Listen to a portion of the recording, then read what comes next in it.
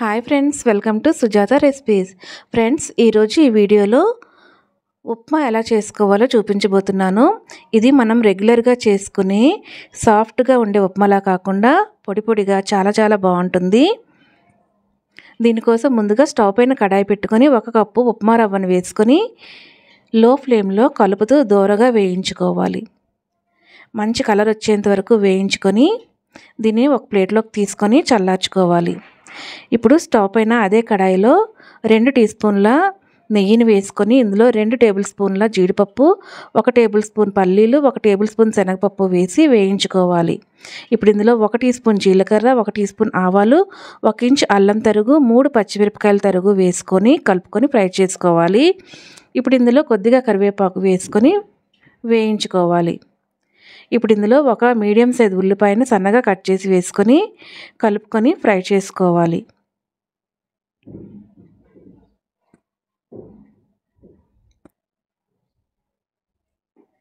ఇవన్నీ బాగా ఫ్రై అయిన తర్వాత ఇందులో 2 కప్పుల నీళ్లు వేసుకోవాలి. ఇప్పుడు ఇందులో రుచికి సరిపడా సాల్ట్ వేసుకొని మూత పెట్టి మరిగించుకోవాలి. ఈ విధంగా వాటర్ మరుగుతున్నప్పుడు మనం ముందుగా వేయించుకున్న ఉప్మా రవ్వను ఒక చేత్తో వేస్తూ ఒక చేత్తో కలుపుతూ ఉడికించుకోవాలి. ఇలా ఇందులో వాటర్ అయ్యేంత వరకు కలుపుతూ ఉడికించుకోవాలి. ఉండలు లేకుండా కలుపుకోవాలి.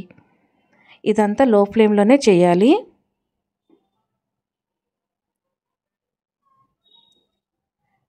ఇందులో ఉండే వాటర్ అంతా అయిపోయిన తర్వాత ఇప్పుడు మూత పెట్టి లో ఫ్లేమ్లో ఒక 3 నిమిషాలు కుక్ చేసుకోవాలి. 3 నిమిషాల తర్వాత మరొకసారి బాగా కలుపుకోవాలి. ఇప్పుడు ఇందులో తరిగిన కొత్తిమీరను వేసి కలుపుకోవాలి.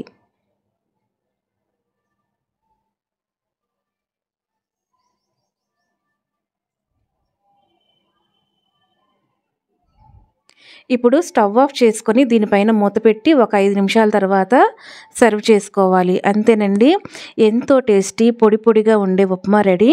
మీరు ట్రై చేయండి. మీకు ఎలా వచ్చిందో కామెంట్స్లో తెలియజేయండి. మీకు ఈ రెసిపీ నచ్చితే లైక్ చేయండి, షేర్ చేయండి, కామెంట్ చేయండి.